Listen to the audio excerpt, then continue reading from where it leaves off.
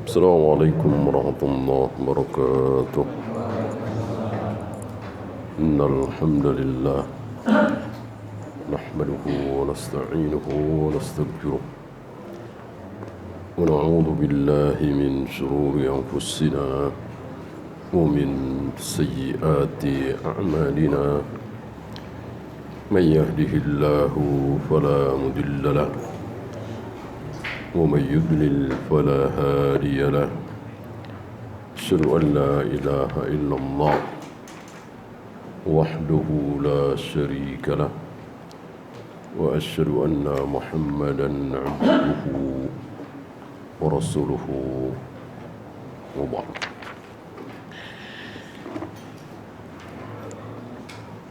Kita melanjutkan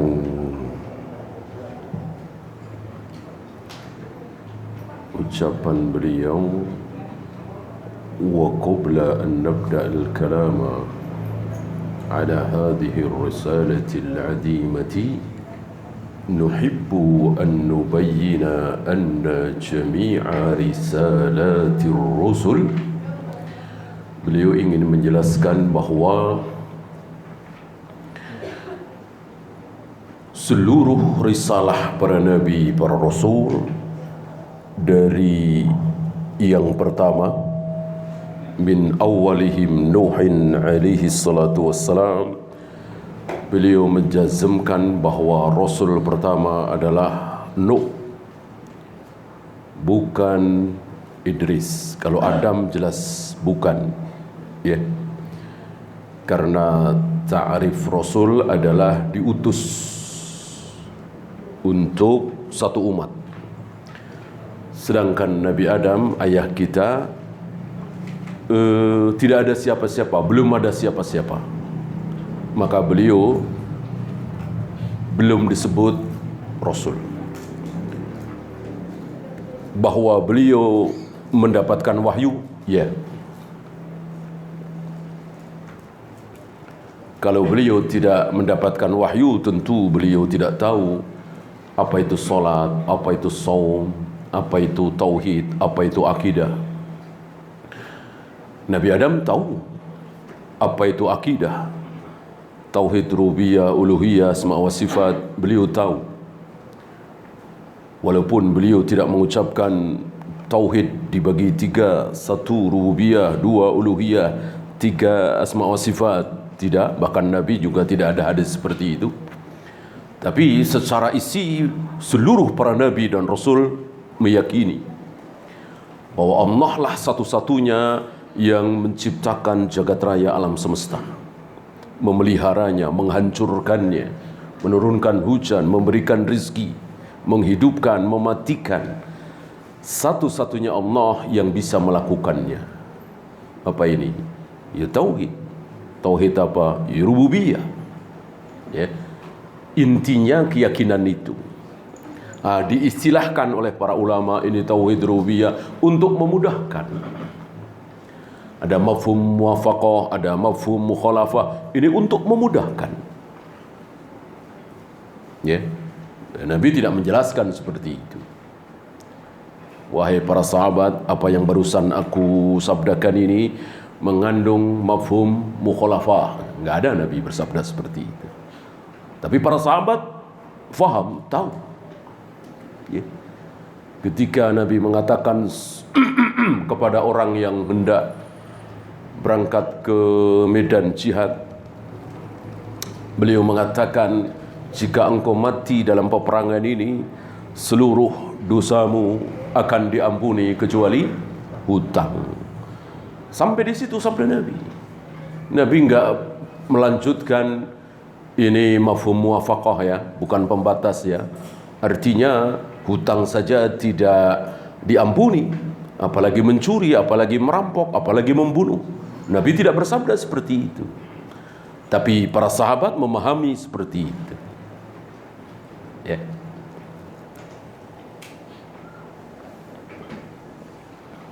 Dan juga bukan Idris.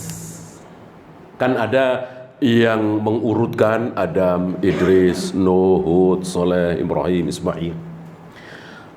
Yang sahih Nuh dulu. kalau Idris dianggap Rasul. Karena Nuh Rasul pertama itu warid dari lisan Nabi sallallahu alaihi wasallam di hadis Syafa'atul Udma. Ketika manusia berbondong-bondong kepada Nabi Adam, Nabi Adam tidak sanggup.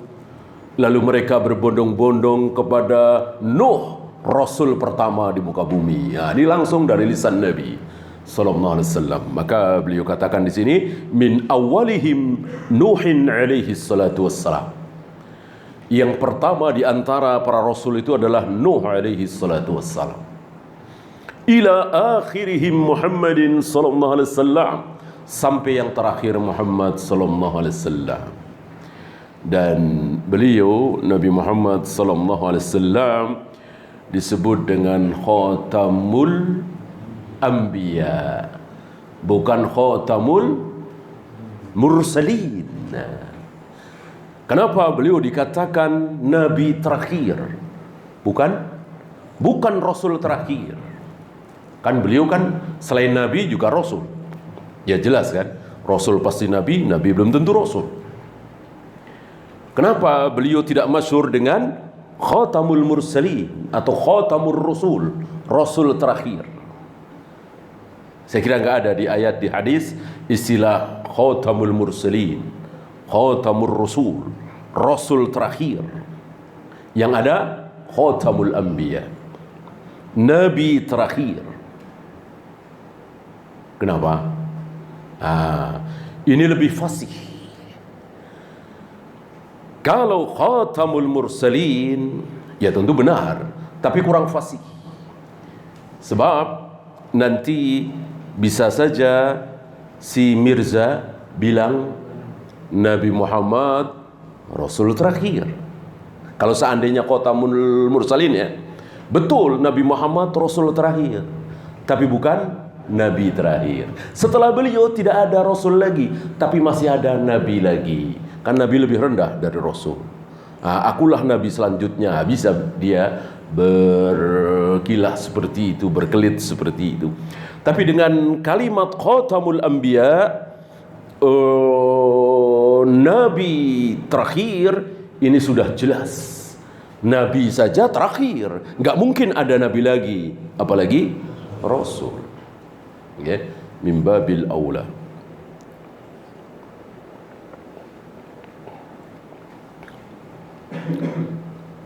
Kulluha tad'u ila tauhid, semuanya mengajak manusia kepada tauhid. Jadi tidak benar ucapan sebagian tokoh yang mengatakan para nabi, para rasul berdakwah mengikuti keadaan kaum masing-masing. Ketika kaumnya begini, maka dakwahnya begini. Ketika kaumnya begini, maka dakwahnya begini. Ya. Mereka mengira bahwa para nabi, para rasul tidak satu kata, tidak satu kalimat. Padahal para nabi, para rasul satu kata, satu kalimat. Mereka mengajak kepada satu kalimat. Apa? La ilaha illa ana, kata ayat ini ya. Annahu la ilaha illa ana. La ilaha illallah. Surat Al-Anbiya 25, qala Allah Ta'ala wa ma arsalna min qablika min rasulin illa nuhi ilaihi annahu la ilaha illa ana. Tidak aku utus, tidak kami utus sebelum engkau ya Muhammad seorang rasul pun kecuali kami wahyukan kepada dia bahwa tidak ada ilah, tidak ada sembahan kecuali aku, fa'buduni, maka sembahlah aku. Siapa yang bilang seperti ini? Seluruh para nabi, seluruh para rasul. Ada perbedaan? Tidak ada. Tidak ada. Ya. Adapun kemaksiatan Nabi Lut misalnya, kemaksiatan kaumnya Nabi Lut, kemaksiatan kaumnya Nabi Nuh, kemaksiatan kaumnya Nabi Musa, misalnya mereka berbuat liwat, Sodom, itu setelah apa? Setelah mereka berbuat syirik. Bukan inti maksiat mereka seperti itu, tidak. Itu tambahan. Ya. Apakah mereka beriman kepada Nabi Nuh? Tidak. Mereka beriman kepada Nabi Lut? Tidak. Mereka kufur, mereka ingkar. Setelah itu mereka berbuat keji, berbuat liwat.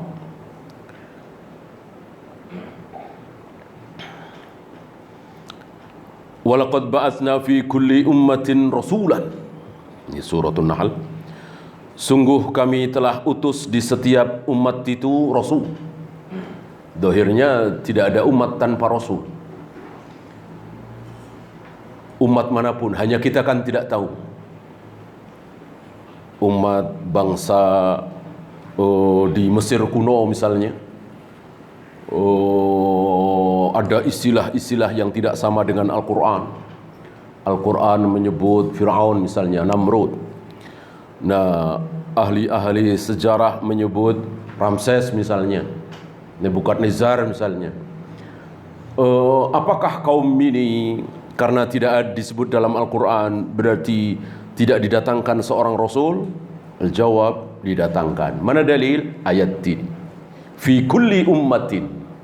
Di setiap umat pasti ada Rasulnya. Rasulan di sini walaupun dalam bentuk mufrad, tapi bukan berarti pasti satu.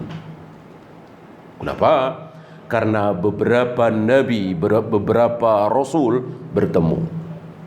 Nabi Musa bertemu dengan Nabi Harun, bertemu dengan Yusha bin Nun. Nabi Ibrahim, Nabi Ismail bertemu. Ya. Jadi tidak satu umat itu pasti satu nabi. Ya. Atau makna kedua, sebagian a'immah mengatakan untuk rasul cuma satu. Nabi bisa dua, bisa tiga. Seperti Nabi Musa bertemu dengan Nabi Harun, bertemu dengan Yusha bin Nun dan lain-lain, maka yang Rasul adalah Nabi Musa alaihi salatu wassalam. Ani i'budullaha wajtanibut taghut. Seluruh para nabi, para rasul berdakwah dengan mengucapkan u'budullaha, sembahlah Allah satu-satunya, wajtanibut taghut, dan jauhi taghut. Dari kalimat ini sudah bisa disimpulkan bahwa taghut adalah dalam masalah penyembahan, dalam masalah tauhid, dalam masalah kesyirikan. Maka para imam mengatakan, apa itu taghut? Kullu ma ubida min dunillah biridahu. Segala sesuatu yang disembah selain Allah dan dia ridho, dia suka disembah, inilah taghut. Sebagaimana penjelasan kemarin, tidak disebut taghut kalau pemimpin itu berbuat maksiat tapi dia tidak mengajak-ngajak rakyatnya, dia tidak memaksa rakyatnya untuk mengikuti dia, tidak disebut taghut. Dan dia tidak ada yang menyembahnya, dan dia berbuat maksiat, belum bisa dikatakan taghut. Taghut adalah pemimpin dan dia berbuat maksiat dan memaksa rakyatnya untuk berbuat maksiat. Dia berbuat bid'ah, memaksa rakyatnya untuk berbuat bid'ah. Dia berbuat syirik, dia memaksa rakyatnya untuk berbuat syirik. Bisa dikatakan taghut. Maka jangan buru-buru mengatakan pemerintah kita ini taghut. Apakah presiden-presiden kita selama ini memaksa kita semua untuk berbuat syirik, berbuat bid'ah, berbuat maksiat? Saya kira tidak. Saya kira tidak. Ya. Ini sangat berbeda dengan Fir'aun, Namrud, Qarun, dan pemimpin-pemimpin di Khomeini jelas yang mengajak rakyatnya untuk berakidah Rafidah, yang mencaci maki Abu Bakar, Umar, Aisyah, menuhankan Husain dan imam-imam mereka, dan memaksa rakyatnya untuk seperti itu. Itu baru dibilang taghut.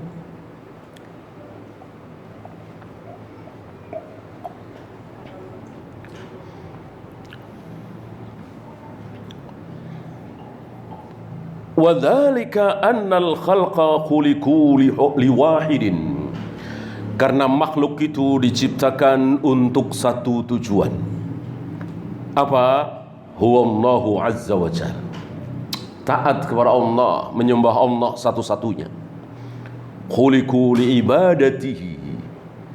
Satu-satunya tujuan Allah menciptakan kita semua adalah agar kita menyembah Dia, menyembah Allah. Ada tujuan lain? Tidak ada. Agar saling mengenal, ya. Ini bukan tujuan, itu hikmah. Ya, otomatis bahwa bangsa-bangsa itu akan saling lita'arafu. Itu bukan tujuan. Tujuan satu-satunya manusia menyembah Allah. Ya. Nah, dalam menyembah Allah ini beliau katakan ada 7 sifat. Agar penyembahan kita kepada Allah ini sempurna, maka ada 7 sifat yang mestinya ada di diri kita ketika kita menyembah Allah. Ini bukan syarat, ya. Artinya ketika 7 sifat ini tidak ada di diri kita, lalu sholat kita tidak diterima, saum kita tidak diterima. Bukan begitu, tapi sempurna dengan 7 keadaan ini. Apa yang pertama? Ta'alluhan. Artinya betul-betul kita menghambakan diri menyembah Allah. Dan sifat penyembahan adalah tidak masuk akal. Yang namanya menyembah, ya, kalau masuk akal bukan menyembah. Rata-rata seluruh agama yang ada di muka bumi ini ketika menyembah Tuhannya itu nggak masuk akal. Ya, ada yang pakai apa itu? Ditusuk-tusuk, ya kan? Tuhannya ditusuk-tusuk, nggak masuk akal, kan? Apalagi ada yang bakar kemenyan. Nah, kita ruku, sujud, sama nggak masuk akal. Kenapa mesti mencium tanah, lantai? Kenapa kepala kita harus lebih rendah dari pantat kita, misalnya? Nggak ada yang bisa jawab. Nah, sifat penyembahan itu seperti itu. Oleh karena itu tidak usah mengorek-ngorek hikmah apa di balik sujud, hikmah apa di balik ruku, hikmah apa di balik melempar jumrah, mencium, nggak usah. Nggak usah. Bahwa itu semua ada manfaatnya, pasti. Kalau tidak ada manfaatnya, berarti Allah tidak maha hikmah. Allah memerintahkan sesuatu yang sia-sia. Ya. Ini pendapat sesat kaum Asy'ariyah. Kaum Asy'ariyah mengatakan ketika Allah memerintahkan sesuatu, melarang sesuatu, nggak ada apa-apa di balik itu. Kita harus taat saja setaat-taatnya. Ya. Mu'tazilah sebaliknya. Ketika Allah memerintahkan sesuatu, melarang sesuatu, pasti ada sesuatu, ada hikmah di balik itu, dan kita harus, manusia harus tahu. Nah, ini Mu'tazilah.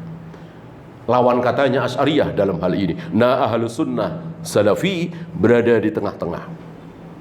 Dengan meyakini ketika Allah memerintahkan sesuatu, melarang sesuatu, pasti ada hikmahnya. Tapi kadang kita tahu, kadang kita tidak tahu. Tidak wajib tahu, tidak pasti tahu. Allah perintahkan kita nikah, Allah perintahkan kita cari nafkah, kita tahu hikmah di balik itu.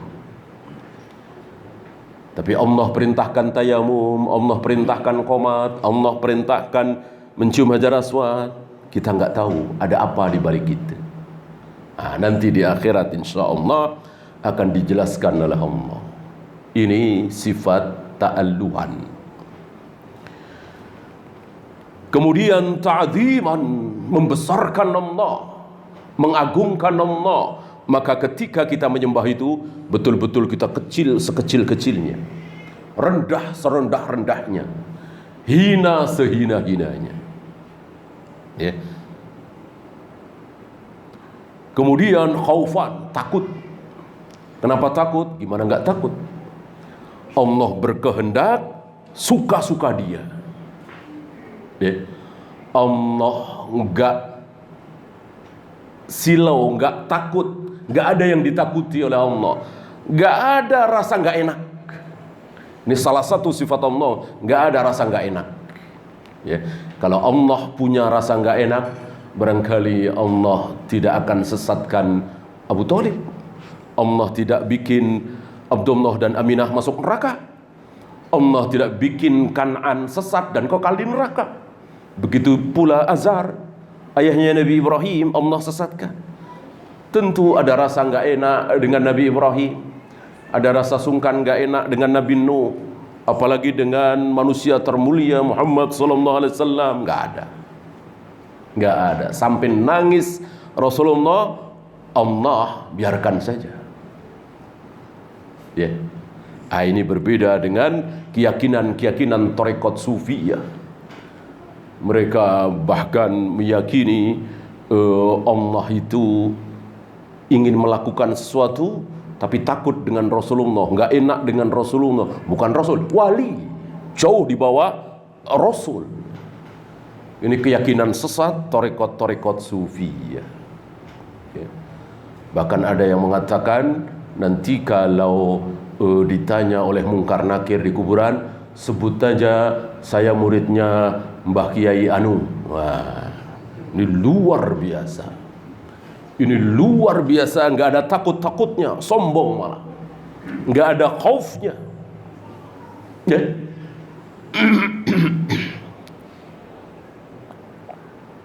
Dan ini sudah melecehkan.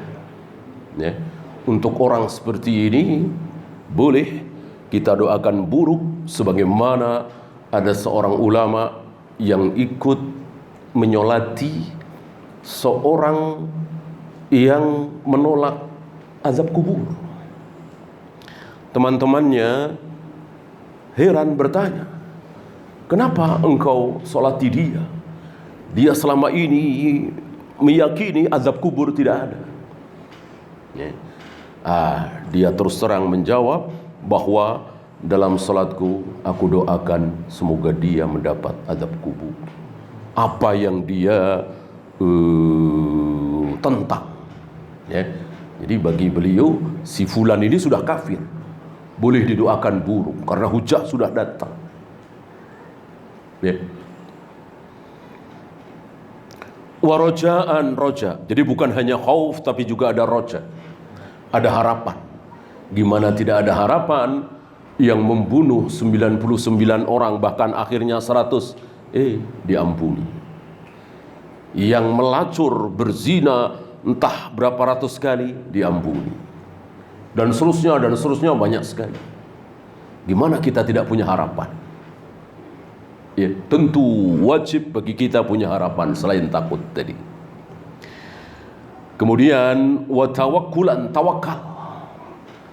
Jadi jangan sampai usaha kita, kehati-hatian kita menghilangkan rasa tawakal kita. Banyak sebagian saudara-saudara kita, terutama akhir-akhir ini, seolah kalau saya ke sana, saya kena. Kalau saya nggak pakai begini, saya kena. Kalau saya salaman sama dia, saya kena. Kalau begini saya kena, kalau begini saya kena. Seolah hidup itu tidak ada yang mengatur. Seolah penyakit itu punya kehendak sendiri menyaingi Allah. Dia lupa bahwa penyakit, bakteri, virus tidak punya kehendak. Yang punya kehendak hanya Allah. Jadi kena atau tidak, Allah yang menghendaki. Maka tidak perlu ketakutan berlebihan. Usaha silahkan yang halal saja. Pakai masker halal silahkan, tapi jangan pas sholat, tidak boleh kan menutup wajah. Di rumah saja silahkan, halal kan. Tapi kalau tidak Jumatan, tidak sholat berjamaah, masjid ditutup, ini sudah keterlaluan. Ya. Dan tidak boleh tokoh-tokoh kita, panutan-panutan kita dijadikan dalil. Ya, tetap dalilnya qala Allah wa qala Rasul ala fahmis sahabah. Di luar itu bukan dalil. Walaupun ulama besar abad ini berfatwa, berpendapat, bukan dalil. Dalil adalah qala Allah wa qala Rasul ala fahmi sahabat.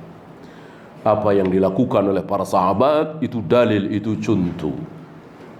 Dan dalam hal ini di zaman sahabat sudah ada wabah, sudah ada ta'un, sudah. Apakah langkah kita menghindari ta'un lebih tepat dari sahabat? Tentu tidak. Tentu langkah sahabat yang paling tepat. Karena kesepakatan sahabat adalah dalil. La tajtami'u ummati 'ala dhalalah. Tidak mungkin para sahabatku bersepakat dalam kesalahan. Nah, mereka bersepakat ketika ada wabah itu untuk tidak menutup masjid, untuk tidak salat berjarak, untuk tetap salaman dan seterusnya. Yang mereka lakukan cuma satu, yang di dalam jangan keluar, yang di luar jangan masuk. Dan itu sabda Nabi SAW. Selesai. Ya, sayang apa yang dipraktekkan oleh para sahabat ini ditinggalkan, malah mencontoh yang bukan sahabat. Walaupun ulama besar abad ini, tapi bukan sahabat, ya tentu harus dikalahkan oleh kesepakatan sahabat. Ya. Dan intinya adalah tawakal ini, tawakal pasrah. Seandainya kita mati, maka kan banyak yang mati selama ini. Ada saudara kita, ada sepupu kita, ada tetangga kita, taruhlah kita kenal 10 gitu ya. Nah 10 orang mati karena virus ini. Seandainya virus ini tidak ada misalnya, 10 orang ini sekarang masih hidup, apa sudah mati juga? Tentu mati. Antum belajar akidah, antum belajar tauhid, antum belajar takdir. Yang menyebabkan kematian itu virus, penyakit, bakteri. Apa catatan telah mendahului? Catatan telah mendahului di Lauh Mahfuz 50.000 tahun sebelum Allah ciptakan langit dan bumi. Gak ada hubungannya dengan virus, bakteri, jantung, ginjal, ini itu ya.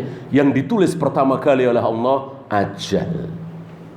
Hari Jumat jam 10.30 misalnya, tanggal 7 Syawal misalnya, dia harus mati. Lantarannya apa aja lah ya, mungkin bakteri, mungkin virus, mungkin jantung, mungkin ginjal ya, bahkan yang sangat sepele ya, bisa dijadikan asbab.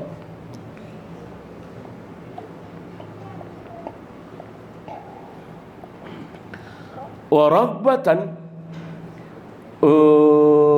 mirip-mirip rojak ini ya, berharap, mengharapkan sesuatu, ada harapan ya. Maka lawan katanya rahbah, pakai ha bukan pakai ghain. Mirip-mirip khauf tadi ya. Beginilah seorang muslim bisa memadukan kapan takut, kapan berharap, kapan raghbah, kapan rahbah ya. Allah punya surga, tapi jangan lupa Allah juga punya neraka. Hatta yansaliku an kulli syai'in minad dunya, hingga dia membebaskan dirinya dari segala sesuatu tentang dunia ini. Ini kesempurnaan ibadah seorang muslim ya. Setelah ta'alluhan, ta'ziman, khaufan, raja'an, tawakkulan, raghbatan, wa rahbatan, maka tidak ada di dunia itu di hatinya. Jadi betul-betul hanya ada Allah. Tujuan satu-satunya adalah Allah. Maka ini tidak wajib. Kalau wajib tentu berat sekali. Barangkali sedikit di antara kita yang bisa seperti ini, maka tidak wajib ya. Ini rahimnya Allah, Allah tidak wajibkan ini. Yang Allah wajibkan pasti kita bisa lakukan. Mengambil air wudu sebagaimana yang dicontohkan oleh Nabi, jauh lebih mudah daripada yang tidak dicontohkan oleh Nabi ya. Mengambil air wudu cara Nabi jauh lebih gampang daripada yang bukan cara Nabi. Bayangkan setiap membasuh tangan ada doanya, membasuh wajah ada doanya, membasuh kaki ada doanya. Berapa menit itu ya? Kenapa? Karena tidak mencontoh Nabi sallallahu alaihi wasallam. Kalau mencontoh Nabi sallallahu alaihi wasallam enggak ada doa-doa wirid-wirid ketika wudu. Yang ada sambil menyela-nyela jari, cukup membaca bismillah tanpa ar-Rahman, tanpa ar-Rahim. Mudah sekali. Ya, kalau mencontoh Nabi sallallahu alaihi wasallam, kemudian salatnya, rukuknya, sujudnya mengikuti cara Nabi, semua kita pasti bisa. Sah, gugur kewajiban. Kalau bisa seperti yang beliau terangkan tadi, sempurna, tapi tidak wajib. Ya. Yang wajib adalah menggugurkan kewajiban dulu. Karena pernah kita bahas dulu bahwa setiap kita sholat 5 waktu, puasa Ramadan, zakat, haji, itu ada berapa tujuan? Ada berapa tujuan? Ada 2. Setiap kita sholat 5 waktu, puasa Ramadan, zakat, haji, dan seterusnya, kewajiban-kewajiban ini, maka ada 2 tujuan. Tujuan pertama, menggugurkan kewajiban. Dan ini harus tahu. Sudah gugur apa belum ya kewajiban sholat saya ini? Harus tahu jawabannya dia. Oh sudah, alhamdulillah. Oh belum, ulangi. Seperti Umar. Setelah mengimami sholat asar atau duhur ya, beliau sadar kewajiban saya belum gugur. Maka beliau ulang lagi, sholat lagi.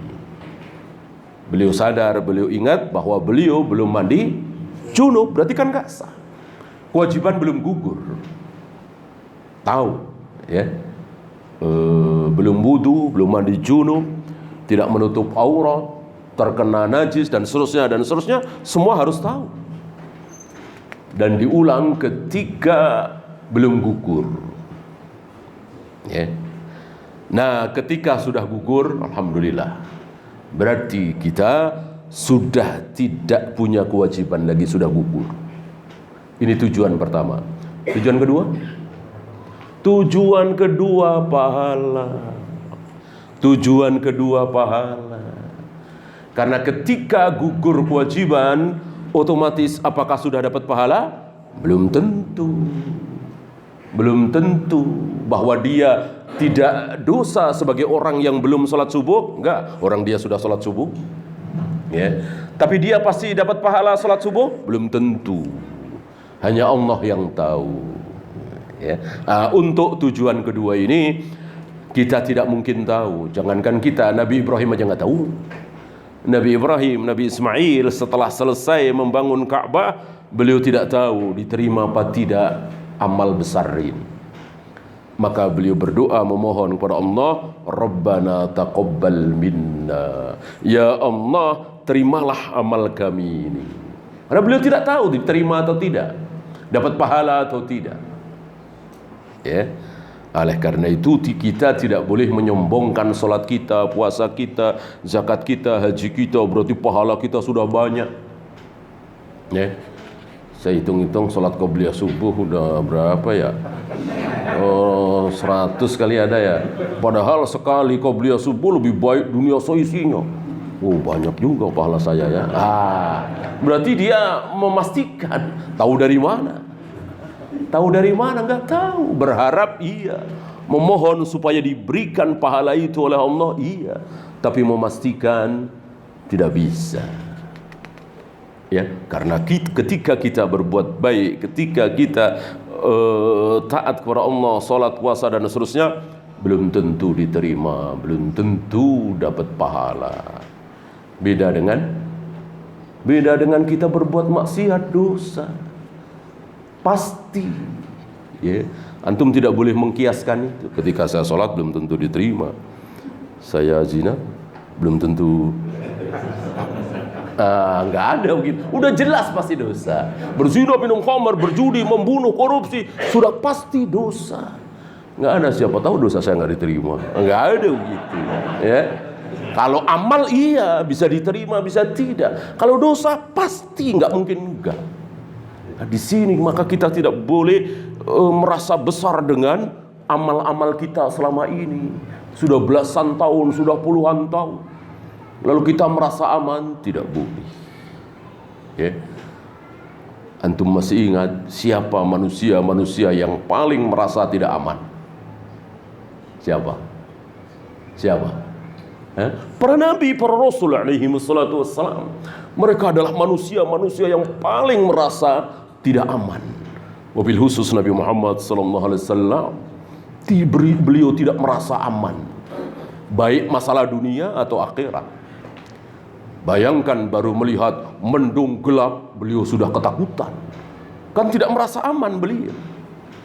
Dari neraka, dari siksa kubur, beliau menangis. Berarti kan beliau tidak merasa aman. Sebaliknya yang merasa aman siapa? Abu Jahal, Abu Lahab merasa aman. Yahudi apalagi? Memang kami nanti akan disiksa di neraka. Ngaku Yahudi. Nah, Yahudi kan berilmu, bukan orang-orang bodoh. Mereka tahu kemaksiatan mereka, kekufuran mereka, tapi mereka dengan entengnya, dengan amannya mengatakan, betul, kami nanti akan disiksa di neraka. Tapi cuman seminggu. Dapat wahyu dari mana? Ngarang sengarang-ngarangnya Yahudi. Cuman seminggu. Nanti kita akan masuk surga, lalu kedudukan kita di neraka akan digantikan oleh siapa? Oleh orang-orang itu tuh. Yang ditunjuk siapa? Rasul dan para sahabat. Luar biasa Yahudi. Melecehkan agama, padahal mereka tahu. Atas ucapan ini Allah katakan kepada Nabi SAW bahwa setiap kali Yahudi dimasukkan ke neraka, setiap kali Nasrani dimasukkan ke neraka, maka Allah katakan, "Hadza fikakuka finnar." Ini tebusanmu, ini tebusan kalian. Kalian sini kaum muslimin. Jadi seolah kaum muslimin, ada seorang muslim yang mestinya masuk neraka ditebus oleh Yahudi, ditebus oleh Nasrani untuk menghinakan. Bukan berarti nggak ada seorang muslim masuk neraka, nggak semuanya kan? Nah ini untuk membantah, untuk membalas kesombongan si Yahudi ini.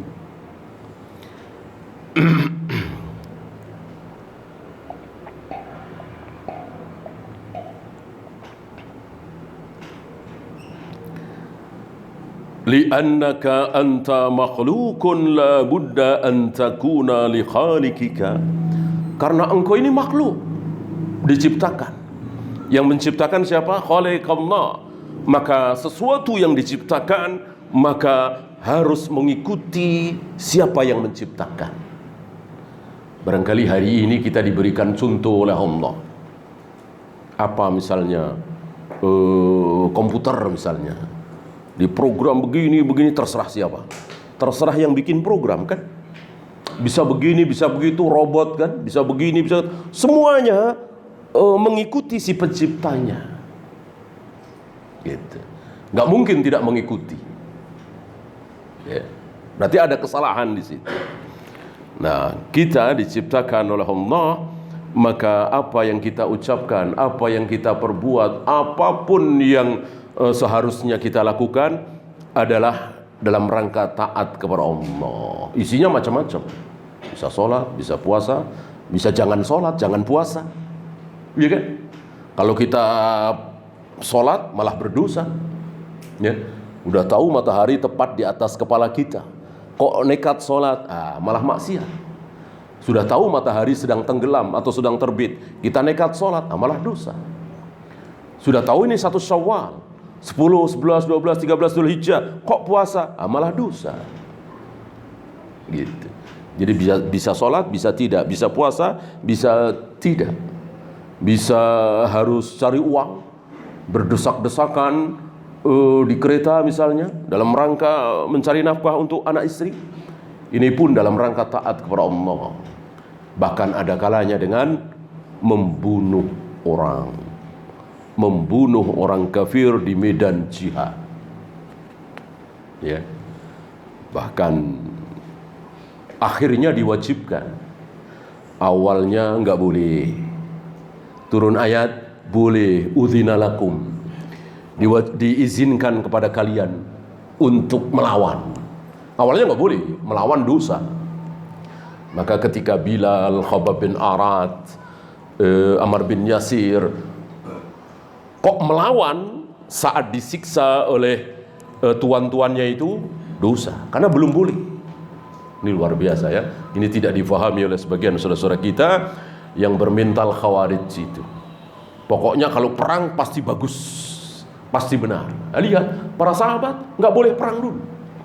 Setelah itu hijrah ke Madinah, diizinkan untuk kalian.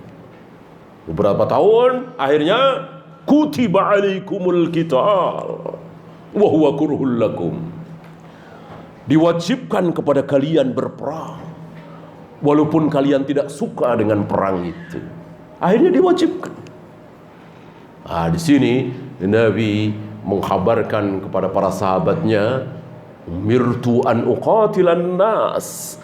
Aku diperintahkan oleh Allah untuk memerangi manusia hatta yaqulu la ilaha illallah, sampai mereka mengucapkan la ilaha illallah. Ya, kita salat dulu. Wassallallahu ala Muhammadin sallallahu alaihi wasallam wa akhiru da'wana alhamdulillahi rabbil alamin. Allahu akbar, Allahu akbar.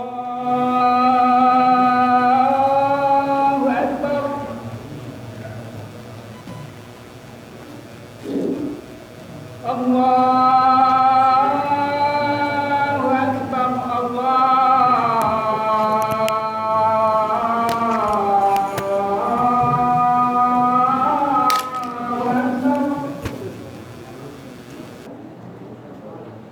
Alhamdulillah, salatu wassalamu ala rasulillah, la hawla wa la quwwata illa billah, amma ba'd.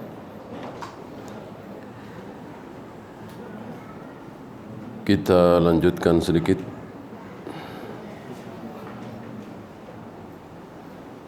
Walam yakunir rusulul ladhina arsalahumullahu azza wa jal ilal bashari yud'una ila tauhidir rububiyyati ka da'watihim ila tauhidil uluhiyyah. Dengan demikian, tidak ada satupun Rasul yang diutus oleh Allah yang menyibukkan diri berdakwah tauhid rububiyah. Mereka menyibukkan diri setiap hari mendakwahkan tauhid uluhiyah. La ilaha illa ana tadi, la ilaha illallah tadi, itu uluhiyah bukan rububiyah. Maka sangat disayangkan hari ini sebagian duat menghabiskan waktu membahas tentang tauhid rububiyah.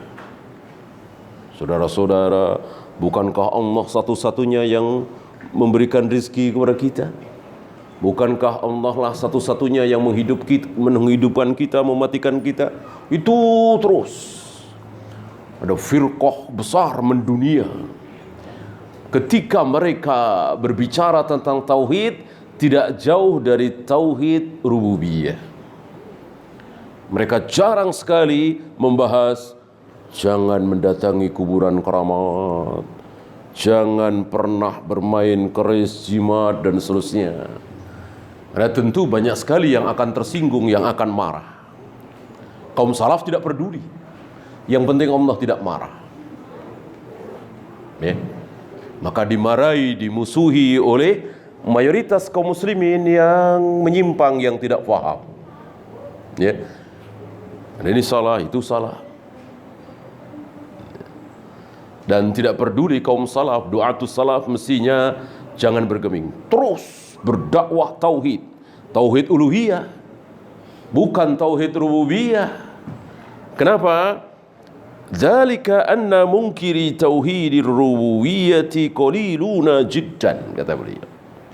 Karena orang yang memungkiri tauhid rububiyah sedikit sekali, sangat sedikit sekali ada memang, tapi sedikit sekali. Bukan Allah yang mematikan kita, bukan Tuhan yang menghidupkan kita, bukan Tuhan yang memberikan rezeki kepada kita. Hampir-hampir tidak ada, sedikit sekali. umumnya manusia terima ini. Tuhanlah yang memberikan rezeki kepada kita, Tuhanlah yang menghidupkan kita, mematikan kita. Rata-rata manusia seperti itu. Yang ateis bilang Tuhan gak ada kan sedikit sekali, sangat sedikit sekali. Ya. Maka para nabi, para rasul tidak menyibukkan diri menghabiskan waktu membahas tauhid rububiyah. Ngapain? Orang sudah pada lulus, sudah pada tahu, sudah pada yakin, sudah pada bisa, ngapain dibahas lagi? Nah, ini para nabi, para rasul. Sangat disayangkan sebagian duat justru membahas sesuatu yang kaum muslimin rata-rata sudah tahu. Harus sholat, harus puasa, jangan berzina, jangan minum khamar, jangan berjudi, jangan korupsi. Ini semua sudah tahu. Kenapa menyibukkan diri dengan sesuatu yang kaum muslimin sudah tahu? Yang kaum muslimin belum tahu nih.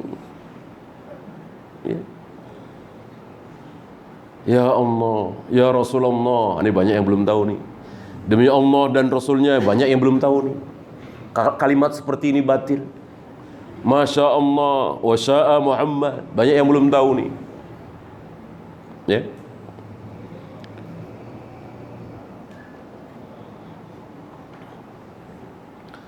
Coba tadi saya nggak naik motor itu, selamat saya. Banyak yang nggak tahu. Ini haram, ini dosa, tidak boleh ucapan seperti itu. Ketika kita celaka, ketika kita terkena musibah, lalu kita mengatakan, coba tadi nggak naik motor itu, coba tadi nggak naik angkot itu. Padahal dari awal tadi kan sudah mau bawa mobil sendiri atau bawa motor, kenapa naik angkot? Tabrakan angkotnya. Kita tidak boleh mengatakan seperti ini. Fa inna law taftahu amal syaitan. Seandainya, coba tadi begini, coba tadi begitu. Ini membuka peluang bagi syaitan. Wa hatta alladhina yunkirunahu hum fi qararati nufusihim la yastati'una ay yunkiru. Sampai orang-orang yang sombong mengingkari enggak ada tuh Tuhan, enggak ada tuh pencipta. Itu cuman di mulut. Ya, cuman di mulut. Karena berangkat dari kesombongan dia. Karena dia saking jeniusnya, misalnya. Yang cacat itu siapa? Stephen Hawking ya. Itu di mulutnya saja insya Allah. Nggak ada Tuhan. Sama dengan Fir'aun. Fir'aun mengatakan nggak ada Tuhan, nggak ada Tuhan. Musa nggak benar itu. Itu cuman di mulutnya.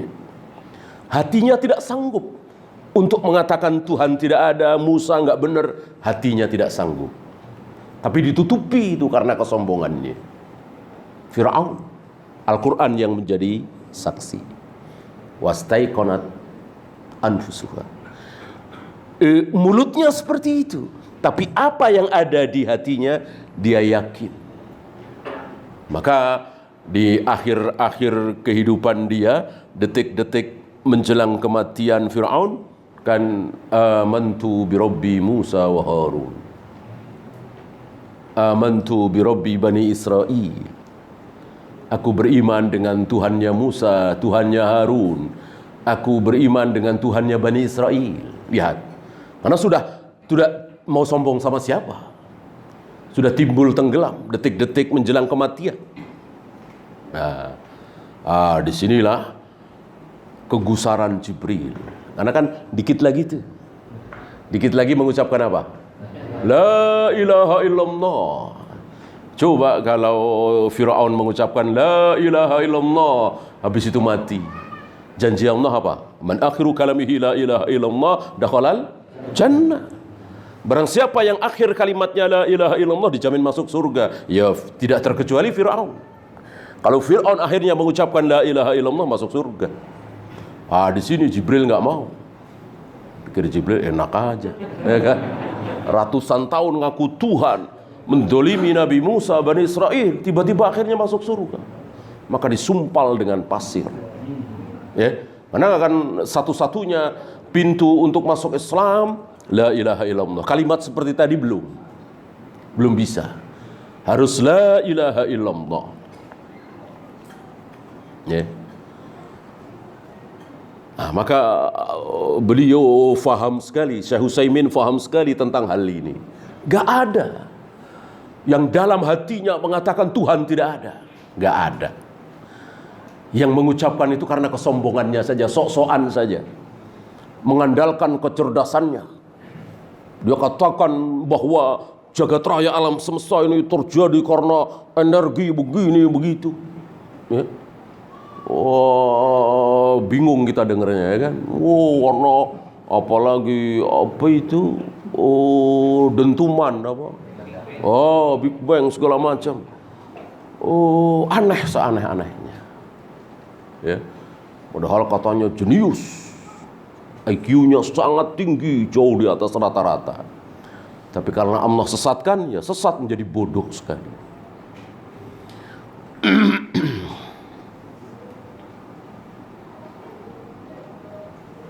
Ya, ini kata beliau, fa innahum qad yunkiruna hadza min babil muqawirah. Mereka mengingkari ini karena kesombongannya, karena membesarkan dirinya. Ya, mirip-mirip orang yang tidak mau terima kalau Allah itu berada di atas. Itu karena kesombongannya, karena memang terkena subhat selama ini, karena memang dari guru-gurunya, dari TK diajarkan Allah ya ada di mana-mana. Ya. Secara fitrah, secara nurani, seorang manusia, apalagi kaum muslimin, tidak sanggup untuk tidak mengatakan Allah berada di atas. Wallahu a'lam. Ya, mungkin itu saja kita akhiri. Subhanakallahumma bihamdika asyhadu an la ilaha illa anta astaghfiruka wa atubu ilaik. Assalamualaikum warahmatullahi wabarakatuh.